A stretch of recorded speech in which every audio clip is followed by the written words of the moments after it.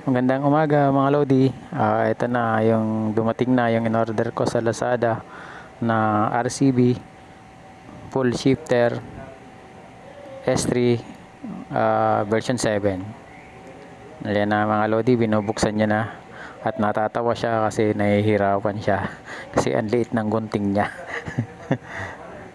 Okay mga Lods, malapit niya nang mabuksan at lumitaw na yung kulay pula.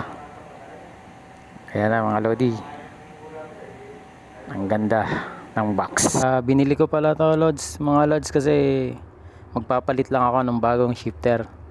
Kasi yung dati ko nag-slide kasi ako nun sa Bicol nun nung bumiyaya ako ng solo, tapos may bagyo. Bali magpapalit lang ako kasi may gasgas na siya. Ito model niya S3 version 7. Napakarami pala nitong sticker mga Lodi. Ayan, nakikita ka na. Napakaganda nila. Sarap sa paningin. Kaso masarap din sa presyo. Pero okay lang, basta maganda sa motor at safe tayo.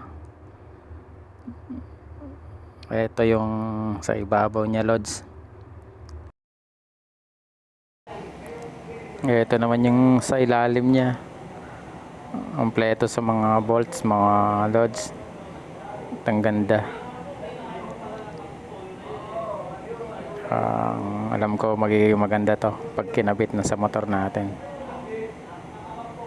Daming sticker talaga. Saan kaya ito lalagay?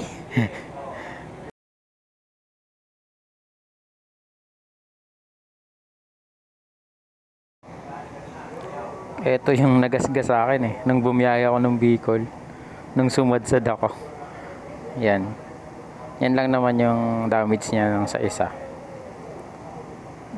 kaya tinitingnan ko. Okay ang quality talaga ng RCB mga Lods. Maganda talaga siya.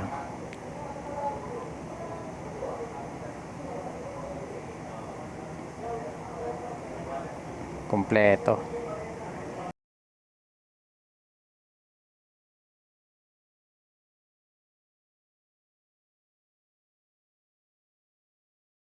Ito ang manual niya mga Lodi. Papakabit ko lang naman to, kaya bahala na siya magkabit nito tsaka magbasa ng manual na yan.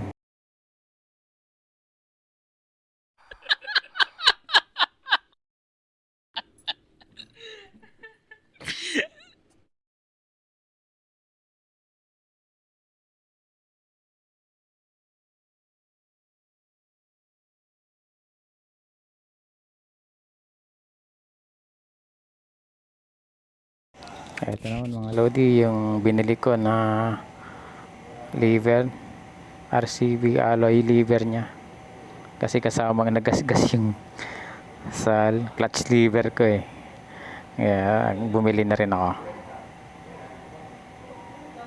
Hindi naman ako fans ng RCB. Talagang gusto ko lang siya kasi unang-una magaganda ang product nila tsaka matitibay. Ayan na mga Lodi, nakikita na yung ganda.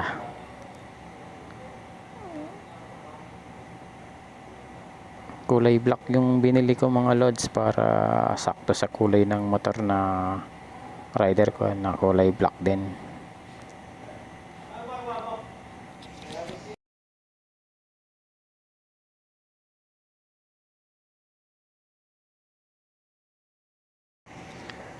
Ang ganda mga Lodi, tsaka talagang mukhang matibay. Okay mga Lodi, maraming salamat sa panonood. Ingat kayo palagi, ride safe, God bless, salamat.